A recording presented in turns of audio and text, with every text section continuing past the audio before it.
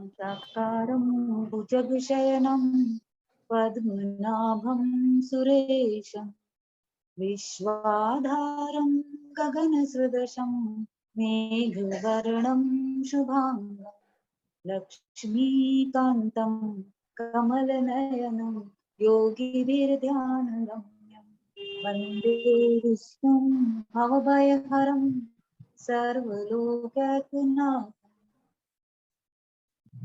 जिनकी आकृति अतिशय शांत है, जो शेषनाग की शैया पर शयन किए हुए हैं, जिनके नाभि में कमल है, जो देवताओं के भी ईश्वर और संपूर्ण जगत के आधार हैं, जो आकाश के सदृश सर्वत्र व्याप्त हैं, नील मेघ के समान जिनका वर्ण है, अतिशय सुंदर, जिनके संपूर्ण अंग हैं, जो योगियों द्वारा ध्यान करके प्राप्त किए जाते हैं, जो संपूर्ण लोगों के स्वामी हैं, जो जन्म मरण रूप भय का नाश करने वाले, ऐसे लक्ष्मीपति कमल नेत्र भगवान श्री विष्णु को मैं सिर से प्रणाम करती हूँ।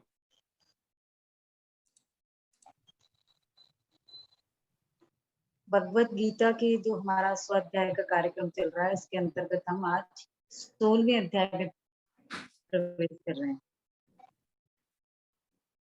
जिस अध्याय का नाम है देवासुर संपद विभाग योग।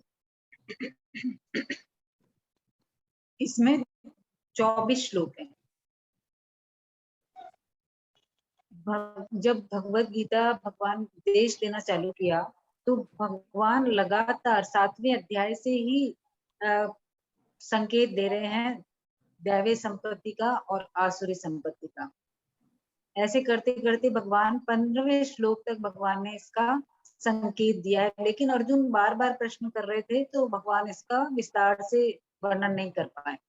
अब अर्जुन कोई प्रश्न नहीं कर रहे तो भगवान ने दैवी संपत्ति और आसुरी संपत्ति का वर्णन शुरू किया। तो अब इस अध्याय के नाम के अनुसार हम देखते हैं कि दैवी संपत्ति क्या होती है और आसुरी संपत्ति क्या होती है, फिर हम इसके श्लोक को लेंगे। तो जो नाम से पता पड़ रहा है दैवी संपत्ति, इसमें देव आ रहा है, ये देव शब्द का वाचक है, और जो इसकी देव की जो संपत्ति है वो हुई दैवी संपत्ति। अब जो जीव है वो परमात्मा का अंश है, जिसके कारण उसमें जो दैवी संपत्ति है वो स्वाभाविक है।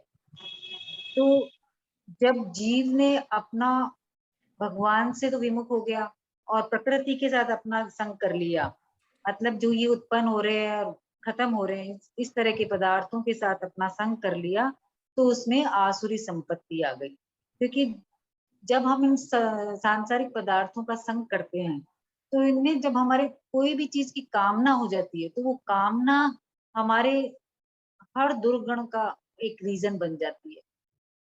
जैसे ही हमने किसी चीज की कामना की तो हमारे अंदर काम, क्रोध, लोभ, मोह, दम, द्वेष, इस तरह के जितने भी दुर्गुण हैं, दुराचार, वो सब आ जाते हैं। अब जो प्राणों को बनाए रखते हैं और जिनकी मतलब मेरा शरीर रहे, मेरे अपने प्राणों को ही पोषित करते रहते हैं, उनको कहते हैं असुर। असु माने प्राण, र मतलब वाला, प्राण वाला, उनको कहते हैं असुर, जो अपने प्राणों को ही पोषित करते रहते हैं। मैं हमेशा सुखी रहूं, इस तरह की जो इच्छा रहती है वो आसुरी प्रकृति कहलाती है। अब जो ये दैवी संपदा है या आसुरी संपत्ति है, ये सभी प्राणियों में पाई जाती है। ऐसा कोई भी साधारण प्राणी नहीं होता जिसमें ये दोनों नहीं पाई जाती। लेकिन जो जीवन मुक्त हो गए, ऐसे जो तत्वज्ञ हो गए महापुरुष, उनके अंदर आसुरी संपत्ति दिखाई नहीं देती, उनमें आसुरी संपत्ति खत्म हो जाती है। लेकिन जो दैव संपत्ति है उससे रहित कोई भी नहीं हो सकता। क्यों नहीं हो सकता? क्योंकि ये जीव परमात्मा का अंश है और ये संपत्ति परमात्मा की है, तो जीव में दैव संपत्ति हमेशा रहती है। अब जब हमारे अंदर आसुरी संपत्ति बढ़ जाती है, उसके कारण हमारी जो दैवीय संपत्ति है वो दब जाती है। दबने से वो खत्म नहीं होती, रहती तो है पर वो प्रकट नहीं होती, दिखाई नहीं देती, क्योंकि सत है, सत कभी खत्म नहीं होता। तो इसलिए कोई भी जो मनुष्य है वो पूरी तरह से दुर्गुण और दुराचारी नहीं हो सकता, उसमें कोई ना कोई तो गुण रहेंगे ही। जो कि दैवीय संपदा वाले गुण। वो टोटल निर्दयी नहीं हो सकता, वो कभी कभी अपनी निर्दयता के रहित भी हो सकता है, और हमेशा ही झूठ बोलता है ऐसा ही नहीं है, कोई कोई बात पे सच भी बोलता होगा। मतलब पूरी तरह से आसुरी संपत्ति का वास नहीं हो सकता किसी भी व्यक्ति में, लेकिन आसुरी संपत्ति के रहने से दैवीय संपत्ति दब जाती है। कोई भी व्यक्ति कितना भी दुराचारी क्यों ना हो, उसमें थोड़े बहुत सद्गुण हमेशा रहते हैं। और जब दैवीय प्रकृति ये सॉरी दैवीय संपत्ति जब प्रकट होती है, तो जो आसुरी संपत्ति है वो मिट जाती है। क्योंकि आसुरी संपत्ति कहाँ से आई है? संसार से। तो ये नाशवान है, ये खत्म हो जाएगी। लेकिन जो दैवीय संपत्ति है वो आई है भगवान से। भगवान सनातन है, तो उनकी संपत्ति भी सनातन है। अब क्या होता है, जब हम कोई भी स्वाध्याय करते हैं या हम किसी भी बड़े तत्वज्ञ ज्ञानी को सुनते हैं या हम कोई भी धार्मिक पुस्तक पढ़ते हैं, सत्संग करते हैं, तो हमारा विचार आता है कि हमको भगवान की तरफ बढ़ना है। और भगवान की तरफ बढ़ने के लिए हम क्या करना चाहते हैं कि हमारे में जो दैवीय गुण है, अच्छे वाले गुण है, ये हमारे में वास करें। तो ये हमको लगता है, हम जब इसकी कोशिश करते हैं और हमारे अंदर ये गुण आ जाते हैं धीरे धीरे, तो हमको लगता है कि मैंने ये गुण अपने बल पे मैंने ये गुण अर्जित कर लिए।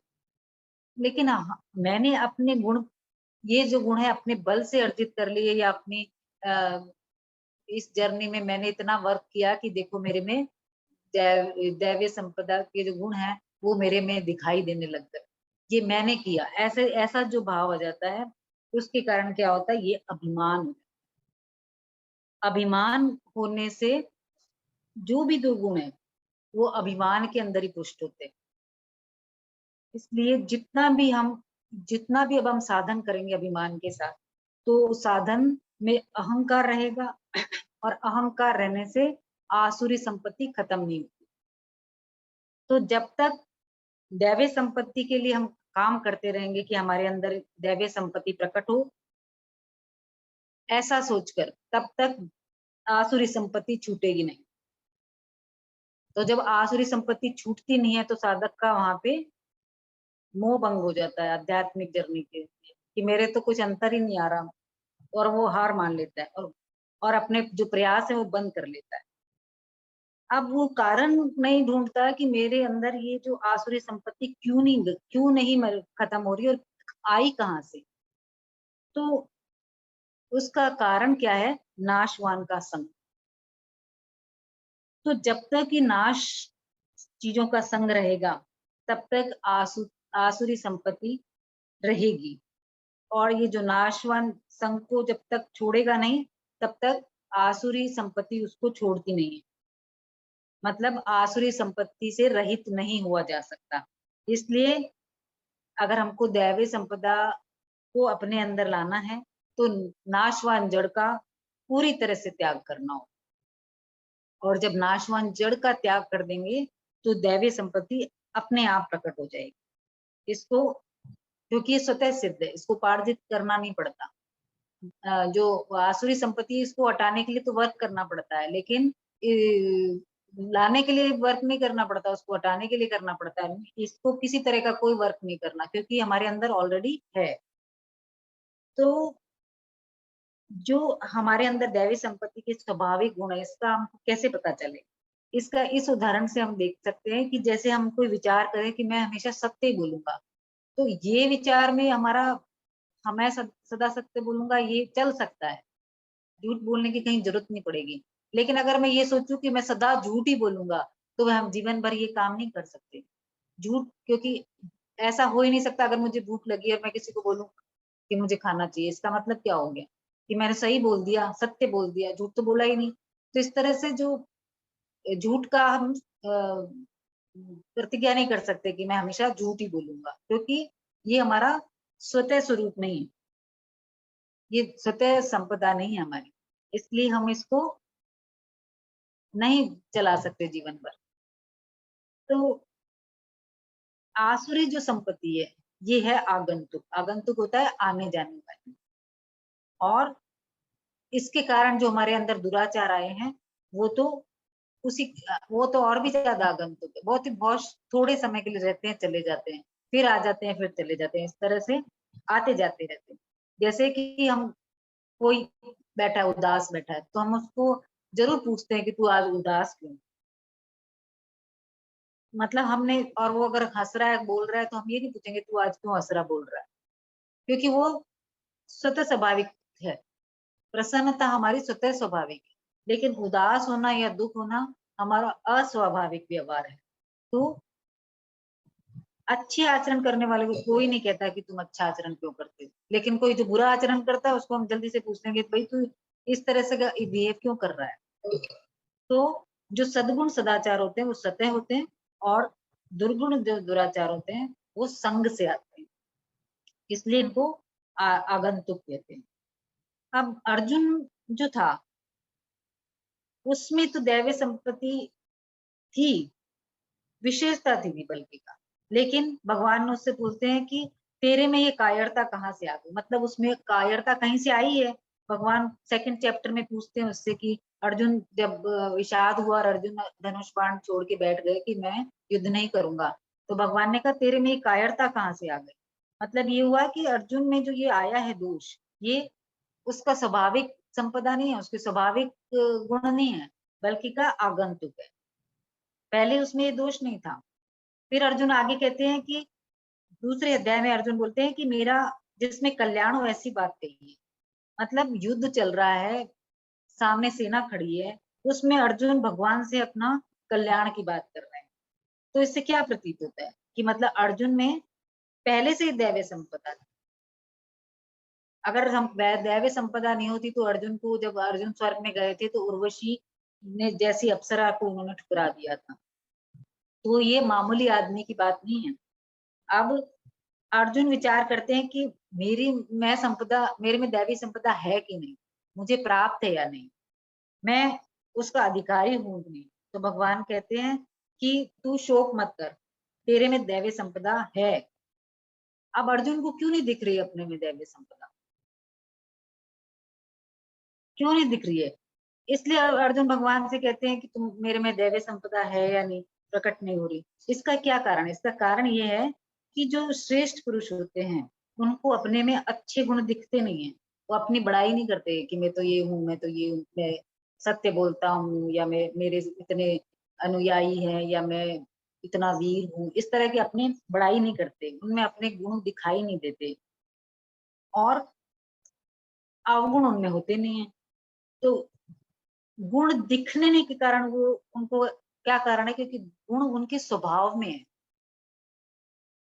अलग से उन्होंने उसको नहीं लिया, वो उनका स्वभाव ही ऐसा है, तो उनको ये समझ ही नहीं आता कि ये मेरे में अच्छाई है या नहीं।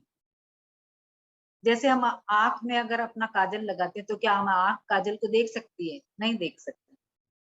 तो इसी तरह से जो दैवी संपदा के गुण हैं वो दिखते नहीं है। इस तरह जिनमें दैवी संपदा होती है उनको इस चीज का अनुभव ही नहीं होता कि मेरे में इस तरह के गुण हैं। तो जब तक अपने में गुण देखते हैं, तब मतलब गुण दिखते हैं, मतलब गुण गुण अभी आत्मसार नहीं हुए। गुण तभी तक दिखते हैं जब तक वो अभी पूरी तरह से हमने उनको अपनाया नहीं है, वो हमारे स्वभाव में नहीं आए हैं। दूर से कोई चीज दिखती है, जब हमारे एकदम नजदीक हो जाएगी तो वो नहीं दिखेगी। आप मिरर में खड़े हो तो मिरर के एकदम पास से आपको अपनी शक्ल नहीं दिखेगी, थोड़ा डिस्टेंस लेके खड़ा होना पड़ेगा। तो जो भी गुण है अगर हमारे से दूर है तभी हमें दिखते हैं, अगर वो हमारे हमारे अंदर आ चुके हैं तो हमको दिखाई नहीं देंगे। तो इसलिए भगवान कहते हैं अर्जुन को कि तेरे में है, तू निश्चिंत हो जा, तुझे दिखे या नहीं दिखे तेरे में ये गुण है। अब बात आती है कि जो हमारी ये आसुरी संपत्ति है ये किसके कारण हुई? जड़ की मुख्यता के कारण। और जो हमारे में दैवी संपत्ति आई है वो किसके कारण आई है? हमारे चेतन की मुख्यता के कारण। और जब हमने जड़ से जो संबंध बनाया है, तो जड़ से संबंध बनाने पर भी जो सत चित और आनंद की इच्छा है वो चेतन में रहती है। मतलब सदा रहना, सब कुछ जानना और सदा सुखी रहना, इस तरह की इच्छा फिर भी रहती है चेतन में। लेकिन इच्छा क्या बन जाती है कि इच्छा, ये जो भी इच्छा है वो जड़ चीजों की होती है, वो जड़ चीजों से पूरी करना चाहता है। तो जड़ को, आसुरी संपत्ति को चेतन ने स्वीकार कर लिया, क्योंकि जड़ में कोई ताकत नहीं है कि वो चेतन को स्थिर में जुड़ सके, बल्कि का चेतन उनके साथ जुड़ जाता है। अगर चेतन उसको नहीं पकड़े तो ये जो संसार है ये हमको पकड़ नहीं सकता, ये अपने आप छूट जाता है, क्योंकि चेतन में तो कोई विकार कभी होता ही नहीं है, वह यों का त्यों रहता है, बल्कि का प्रकृति बदलती रहती है। चेतन ने प्रकृति के साथ संबंध स्थापित कर लिया और संबंध के बनाने से मैं और मेरे रूप में इसको स्वीकार भी कर लिया। तो जब जड़ का संबंध है और उससे होने वाली जो संपत्ति है आगंतुक है, स्वयं में नहीं होती है। अगर स्वयं में होती तो इनका नाश नहीं होता, और जो स्वयं का कभी नाश होता और आसुरी के त्याग की बात ही नहीं होती। इसलिए जिस मनुष्य में आसुरी संपत्ति होती है वह आसुरी संपत्ति का त्याग कर सकता है और कल्याण का आचरण करके भगवत प्राप्ति कर सकता है। तो अब हम श्लोक देखते हैं कि भगवान प्रथम श्लोक में क्या कह रहे हैं। ओम श्री परमात्मने नमः। अथ षोडशोऽध्यायः। श्री भगवान उवाच अभयं सत्त्वसंशुद्धिः ज्ञानयोगव्यवस्थितिः दानं दमश्च यज्ञश्च स्वाध्यायस्तप आर्जवम्। श्री भगवान बोले, भय का सर्वदा अभाव, अंतःकरण की शुद्धि, ज्ञान के लिए योग में दृढ़ स्थिति, सात्विक दान, इंद्रियों का दमन, यज्ञ, स्वाध्याय, कर्तव्य पालन के लिए कष्ट सहना और शरीर मन वाणी की सरलता। अब इस श्लोक के माध्यम से भगवान कहना चाह रहे हैं कि अगर जो जीव है जिसका उद्देश्य भगवत प्राप्ति बन जाता है तो उसमें जो दैवी संपत्ति है वो प्रकट होने लग जाती है। तो भगवान अब जो ये श्लोक बोल रहे हैं, पहला, दूसरा और तीसरा, ये तीनों श्लोक के द्वारा भाव, आचरण और प्रभाव को लेकर दैवी संपत्ति का वर्णन कर रहे हैं। सबसे पहले इसमें आता है भय का सर्वदा अभाव। अब इस श्लोक, इस अध्याय में जो भगवान ने ये श्लोक शुरू किया उसमें सबसे पहले भय का सर्वदा अभाव क्यों बताया है, अभय क्यों लिया सबसे पहले। इसका मतलब है कि जो भी भगवान की शरण हो जाता है और भगवान का भजन करता है, सबसे पहला क्या आता है उसमें कि वो अभय हो जाता है। अब भय कितने प्रकार का होता है, देखो हमारे शास्त्रों में लिखा है कि भय कितने प्रकार का होता है, बताती हूँ। जो भोगों में है उसको रोग का भय होता है, और जो ऊंचे कुल में होता है उसे गिरने का भय होता है। धन में राजा का भय होता है कि राजा धन ना छीन ले। मान में दीनता का भय होता है, और बल में शत्रु का भय होता है। रूप में बुढ़ापे का होता है, और शास्त्र में वाद विवाद का भय होता है। गुण में दुर्जन का भय होता है, और शरीर में मृत्यु का भय होता है। तो इस तरह जो संसार में जितनी भी वस्तुएं दिख रही है वो सब क्या हो गई, भयावह हो गई। और जिसको भय से रहित होने के लिए सबसे उत्तम उपाय क्या है, वैराग्य। तो भगवान सबसे पहले कह रहे हैं भय, मतलब जैसे भय क्या होता है, भय होता है कि जब हम कोई चीज की कल्पना कर लेते हैं कि मेरा ऐसा बुरा हो जाएगा, तो जो घबराहट होती है उसका नाम है भय। जैसे अभी बारिश का मौसम चल रहा है और फोरकास्ट हो गया कि भाई बहुत 2-3 दिन रेड अलर्ट कर देते हैं कि बारिश होगी, तूफान आएगा, तो भय हो जाता है कि भाई क्या रहेगा क्या नहीं रहेगा, क्या रख लूं क्या नहीं, खाने पीने की सामान इकट्ठा कर लूं, इस तरह का जो हम कोशिश करने लग जाते हैं, ये कहलाता है भय। तो भय क्या होता है, भय दो तरह से होता है। अब भगवान तो अभय की बात कर रहे हैं, हमने भय की बात करी, तो जो ये चीज भय घबराहट नहीं है उसको बोलेंगे अभय। तो जो भय होता है वो दो तरह से होता है। एक तो भय होता है हमको बाहर से। बाहर से कैसे भय होता है, जैसे कोई चोर डाकू से हमारा सामना ना हो जाए, कोई जंगली जानवर से हमारा सामना ना हो जाए, इस तरह से ये बाहर का डर है जिससे कि हमको शरीर के नाश की आशा रहती। लेकिन जो साधक भगवत प्राप्ति के लिए चल चुका है उसको मन में तो ये हो जाता है कि जो शरीर है नाशवान है और जाने वाला है, तो फिर क्या भय। जब तक नहीं जाना होगा जब तक तो इसको कोई जान भेज नहीं सकता, उसको कोई मार नहीं सकता, इस शरीर को खत्म नहीं कर सकता। और जिस दिन जाना होगा उस दिन कोई रोक नहीं सकता। तो इस तरह के भाव उसके अंदर रहते हैं, जिससे वो अभय हो जाता है। और कई बार क्या होता है कि जो भय होता है वो होता है कि अपने वर्ण आश्रम के अनुसार अपना कर्तव्य जब हम पालन करते हैं तो हमारे मन में आता है इसके विरुद्ध कोई काम ना हो जाए, जिस वर्ण में हम है, जिस आश्रम में हम है, उसके विरुद्ध कोई काम ना हो जाए। और या फिर जो हमारे गुरु हैं उनके प्रति हम कोई आज्ञा की अवहेलना ना कर दें, माता पिता के वचनों को कभी से पलट कर ना बोल दें। इस तरह के जो भय हैं कि हमारे को से शास्त्र से के विरुद्ध कोई आचरण नहीं हो जाए, ये भय बाहरी भय, ये भी भय बाहरी। लेकिन ये जो दूसरा वाला भय है, ये भय अच्छा वाला भय है। ऐसा भय होना चाहिए जीवन में। जब हमारे मन अंदर ऐसा भय होगा तो हम एक सही रास्ते पे चलते रहेंगे। और एक होता है फिर भीतर से चलने वाला, भीतर से पैदा होता है। एक अभी हमने देखा कि बाहर से आया भय, और एक जो हमारे भीतर है। भीतर कैसा होता है कि जब मनुष्य पाप करता है, निषिद्ध आचरण करता है, मतलब न करने लायक काम भी करता है, तब उसके भीतर भय पैदा होता है। और ये क्यों करता है आदमी ऐसा आचरण? क्योंकि उसके मन में ये रहता है कि मेरा जो शरीर है वो बना रहे, मेरा सम्मान बना रहे, और मेरे को जितने भोग पदार्थ मुझे चाहिए वो सब मुझे मिल जाए, यानी कि जड़ पदार्थों की प्राप्ति का उद्देश्य रहता है। लेकिन जब भगवान की प्राप्ति का उद्देश्य बन जाता है तब ये सब छूट जाते हैं और मनुष्य अभय हो जाता है। और फिर एक जो ये भीतर से डर आता है वो क्यों आता है कि जो मनुष्य का आचरण ठीक नहीं है और वो अन्याय करता है और अत्याचार करता है, तब भी उसको भय लगता है। जैसे रावण था, रावण से तो सभी देवता यक्ष सब डरते थे। रावण की तो सभा के अंदर दिग्पाल और देव को उसने बांध के रखा हुआ था। वो जो इशारा करता था वो काम उनको करने पड़ते थे, इतना बलवान था। लेकिन जब सीता के हरण के लिए जाता है तब वो चारों तरफ देखता है कि कोई मुझे देख तो नहीं रहा, डरता है। ऐसे ही जैसे फिर जब ये महाभारत का युद्ध हुआ उसमें कौरवों के पास तो थी 18 अक्षौहिणी सेना, और इनके पास थी 7 अक्षौहिणी सेना। फिर भी जब इन्होंने पांडवों ने अपने बाजे बजाए तो उन अपने शंख बजाए, उसका इतना प्रभाव कौरवों की सेना पे हुआ कि उनकी भय अंदर से सीने में भय कांप उठा, भय से कांप उठे वो लोग। मतलब ये है कि जो अन्याय अत्याचार करता है वो भी भीतर से कमजोर हो जाता है, भयभीत हो जाता है। तो क्या करना है?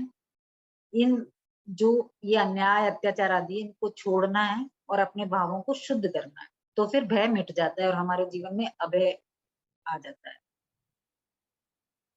अब भगवान से जैसे ही संबंध जुड़ता है तो जो हमारी हमारी जो भय का कारण क्या होता है? हमारा परिवार, हमारा कुटुंब, हमारा देश, अगर हम इन सब से जुड़ जाते हैं, यही हमारे भय का कारण होता है।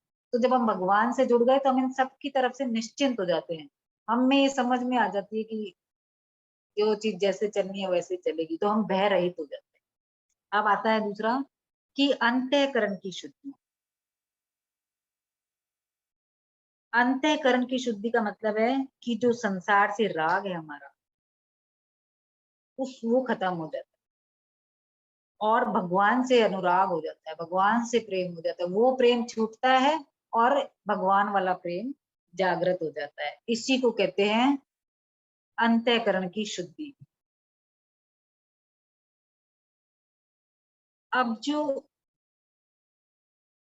हमारा विचार है, ये जब हमारे विचार में हम ये ले आते हैं कि हमारा हमको परमात्मा की प्राप्ति करनी है, हमारा उद्देश्य सिर्फ एक ही बन जाता है, तब अंतःकरण जो होता है वो स्वतः ही शुद्ध हो जाता है। लेकिन जब हम नाशवान वस्तुओं का प्राप्त करने का उद्देश्य हो जाता है हमारा, तो हमारे जो अंतःकरण है उसमें दोष आ जाते हैं। किस तरह के दोष आते हैं? कि अंतःकरण में मल, विक्षेप और आवरण, ये 3 दोष कहलाते हैं। ये 3 दोष आ जाते हैं। तो जब हमारे अंतःकरण में इन दोषों को दूर करने का उपाय हमारे शास्त्रों में लिखा है, तो सबसे पहला जो हमारे मल आया है, यानी कि गंदगी आई है, उस गंदगी को दूर कैसे किया जाएगा? दूसरों के निष्काम भाव से सेवा करने से। और विक्षेप कैसे दूर होगा? मतलब विक्षेप मतलब जो हमारे अंदर हलचल हुई है, उस हलचल को दूर कैसे करेंगे? जब हम भगवान की उपासना करेंगे। और ये आवरण मतलब एक जिसमें हम ढके गए हैं, जिसके द्वारा वो आवरण को दूर करने के लिए ज्ञान प्राप्त करना पड़ेगा। ये 3 उपाय बताए हैं। और जो सबसे बढ़िया उपाय है इन तीनों के उपाय होने पे भी, वो है किसी भी चीज को अपना ना मानना। अपने शरीर की, चाहे मन है, बुद्धि है, शरीर है, उसको अपना नहीं मानने से अपने आप ही अंतःकरण शुद्ध हो जाएगा। तो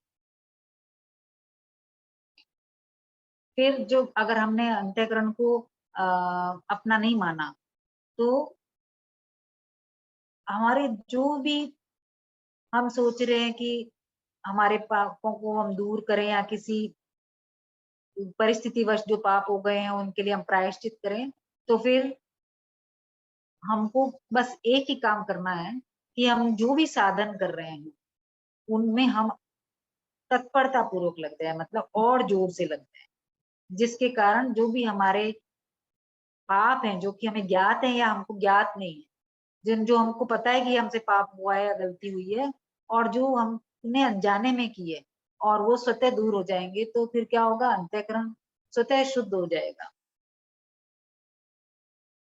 इसलिए सावधान रहना चाहिए कि मैं कोई ऐसा कर्म ना करूं जो कि शास्त्र विरुद्ध हो, जो कि मतलब अंदर से आवाज आती है कि काम सही नहीं है, वही समझ लो कि वो शास्त्र के विरुद्ध है। उस काम को करने में खुशी नहीं मिलती है, एक अजीब सी उदासी आ जाती है अगर कोई हम ऐसा काम करते हैं जो कि हमको नहीं करना चाहिए। तो समझ लेना चाहिए कि ये मैंने गलत कर दिया, वो उस काम को ना करने की सावधानी रखनी चाहिए। अब आता है कि ज्ञान के लिए योग में दृढ़ स्थिति, मतलब ज्ञान के लिए योग में स्थित होना मतलब परमात्मा तत्व का जो बोध है वो होगा। वो परमात्मा तत्व का बोध हुआ है, और उस ज्ञान के लिए क्या करना है? करा, योग में स्थित हुए। योग का क्या मतलब हुआ? योग का मतलब होता है सम। कोई भी हमारे को चीज प्राप्त हुई है या नहीं हुई है, हमारा कोई अपमान करता है या हमको मान देता है, इनमें सम रहना। फिर कह रहे हैं दान, सात्विक दान। सात्विक दान का मतलब क्या हुआ? दान का मतलब क्या है? सबसे पहले तो ये समझते हैं कि ये जो जो भी हमें वस्तुएं मिली है, तो ये हमको भगवान के द्वारा मिली है ना, लेकिन लोक दृष्टि में तो वो हमारी कहलाती है। जिस घर में हम रह रहे हैं, जो हम चीजें यूज कर रहे हैं, वो सब क्या कहलाती है? हमारी, ये इनकी है। तो हमारी जो कहलाने वाली वस्तु है, उन वस्तुओं का हम दूसरों में वितीर्ण कर दे, दूसरों को बांट दे, देश परिस्थिति काल के अनुसार उनको बांट दें, वही कहलाता है दान। अब दान कई तरह के होते हैं, जैसे भूमि का दान होता है, गाय का दान होता है, सोने का दान होता है, अन्न का होता है, वस्त्र का होता है। अन्न दान को बहुत अच्छा माना जाता है, लेकिन इससे भी ज्यादा श्रेष्ठ माना जाता है अभय दान। अभय मतलब किसी को भय से मुक्त करना, इस दान को श्रेष्ठ माना जाता है। जैसे आपके सामने कोई, जैसे हमारे देश में ज्यादा ये है ना कि कोई हमारे आता है दूसरे देश से, शरण मांगता है, तो हमारे देश में शरण मिल जाती है, क्योंकि हम इस चीज को विश्वास करते हैं कि हम दूसरों को अभय करें, उसको उसका भय खत्म करें। और कोई ऐसा व्यक्ति है जो हमारे को भी अपनी किसी हेल्प के लिए पुकार रहा है, तो हमको उसकी हेल्प करनी चाहिए, उसको अभय देना चाहिए, अभय दान करना चाहिए। ये तो हो गई शारीरिक सांसारिक पदार्थों को लेकर अभय दान। मतलब हम किसी को ये आश्वासन भी दे देना, तू चिंता मत कर, मैं हूं तेरे साथ। ये लाइन ही बहुत होती है किसी को अभय देने के लिए, उसका भय दूर करने के लिए, ये ही लाइन बहुत अच्छी होती है। उसको 50% तो वो वैसे ही भय से मुक्त हो जाता है कि चलो मेरे साथ कोई है। फिर दूसरी तरह से कैसे देते हैं अभिदान, कि जो संसार में लोग हैं उनको जन्म मरण से रहित करने के लिए भगवान की कथा सुनाना, गीता भागवत आदि ग्रंथों का भाव बताना, और कई बार ऐसा होता है उन भावों को और सरलता से लोग बनाते हैं और उनको छपवाते हैं और लोगों में बांटते हैं, किस उससे कि भगवान चाहते हैं कि लोगों का कल्याण हो। तो ये भगवान का आदेश है कि मैं मेरे द्वारा ये काम हो। तो ये इस तरह से भी दान दिया जाता है, जो कि अभय दान कहलाता है, क्योंकि इससे जो प्राणी है वो जन्म मरण से रहित होता है। लेकिन जब हम इस तरह से कोई भी बात का काम करते हैं दान का, तो हमारे अंदर ये अभिमान नहीं आना चाहिए कि एक अमुक काम मैंने किया, कि लोगों में मैंने बांटा, या लोगों को मैंने ज्ञानी किया, मेरे वचनों से लोग ज्ञानी हुए। ऐसा ना मानकर भगवान की कृपा माननी चाहिए कि भगवान ने मुझे ये इस अपॉर्चुनिटी दी है, मुझे ये बहुत अच्छा अवसर दिया है, भगवान ने मुझे इस लायक बनाया है कि मैं ये काम कर सक रहा हूँ। तो आगे आता है इंद्रियों का दमन। इंद्रियों को पूरी तरह से वश में करना इंद्रियों का दमन है। मतलब इंद्रियों से, अंतःकरण से और शरीर से कोई भी शास्त्र के विरुद्ध या शास्त्र निरुद्ध कोई भी बात ना हो। और जो साधक है उसका उद्देश्य इंद्रियों के दमन का होने से न करने में उसकी, मतलब कि मैं ये काम नहीं करूंगा, ऐसा ना करने में उसकी कोई प्रवृत्ति नहीं होनी चाहिए। अपने कर्मों की उसकी स्वाभाविक प्रवृत्ति होनी चाहिए। फिर आता है यज्ञ। यज्ञ का मतलब हमने पहले भी पढ़ा है, यज्ञ का मतलब चैप्टर्स में। और यज्ञ का एक जो साधारण अर्थ हम जानते हैं वो क्या जानते हैं कि आहुति देना। हम जब यज्ञ हवन करते हैं तो आहुति वगैरह देते हैं, तो उसको कहते हैं यज्ञ। और फिर हमने अभी जब से हम भगवत गीता पढ़ रहे हैं हमने यज्ञ को बहुत अच्छे से समझा है कि यज्ञ क्या होता है कि अपने वर्ण और आश्रम के अनुसार जो भी कर्तव्य कर्म किया जाए उसको बिना स्वार्थ और अभिमान के दूसरों के हित की भावना से भगवान को प्रसन्न करने के लिए करना यज्ञ कहलाता है। अब इसके अतिरिक्त जो हम अपना जीविका संबंधी कोई भी काम करते हैं और या जीवन को निर्वाह करने संबंधी खाना पीना आदि करते हैं, तो ये सभी क्रियाएं हमको क्या माननी चाहिए, यज्ञ माननी चाहिए। जो भी हमने माता पिता के लिए आचार्य की आज्ञा का पालन करके उनकी सेवा करते हैं, उनको सुख पहुंचाने की कोशिश करते हैं, उनकी प्रसन्नता की कोशिश करते हैं, और जो भी हम अच्छे काम करते हैं सब यज्ञ है। फिर आता है स्वाध्याय। स्वाध्याय क्या होता है? स्वाध्याय हम जानते हैं कि भगवान का जप करना, कोई भी पठन पाठन करना, जैसे भागवत का, रामायण का, महाभारत आदि का पठन पाठन करना, ये स्वाध्याय कहलाता है। लेकिन जो स्वाध्याय वास्तव में क्या है? वास्तव में स्वाध्याय है कि अपनी जो वृत्तियां हैं उनको ठीक ठीक से अध्ययन करना स्वाध्याय है।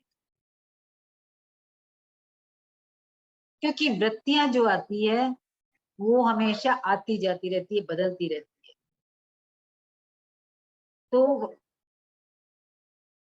तो वास्तव में साधक को क्या करना चाहिए कि कोशिश करनी चाहिए कि जो उसकी वृत्तियां हैं वो शुद्ध रहे। और जब हम अपने अंतःकरण को और ये जो वृत्तियां हमारे में आई हुई है इनको अपना नहीं मानेंगे तो जल्दी ही हमारी वृत्तियां शुद्ध हो जाएगी और हम शुद्ध स्वरूप हो जाएंगे। फिर आता है तप।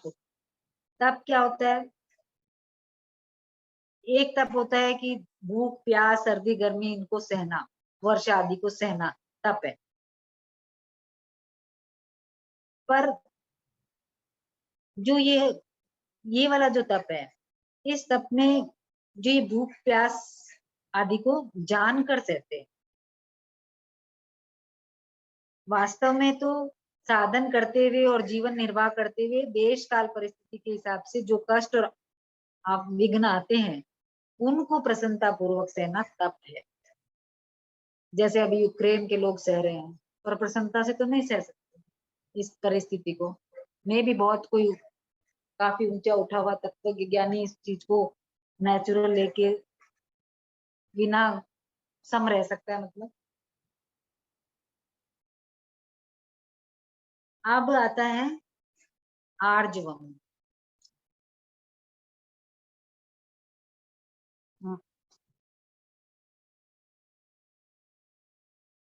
अब आता है आर्जवम। आर्जवम किसको कहते हैं? सरलता, सीधापन, उसको कहते हैं। सरलता जो होती है उस साधक का विशेष गुण है। लेकिन जो साधक ये चाहे कि मेरे को लोग अच्छा समझे, मेरा व्यवहार अच्छा समझे और मुझे बढ़िया समझे और मेरे को ये माने कि ये तो साधन करने वाले हैं, तो इससे क्या होता है, ये ऐसी सोच रखने से एक बनावटीपन आ जाता है। लेकिन होना क्या चाहिए? सीधा सरल भाव होना चाहिए।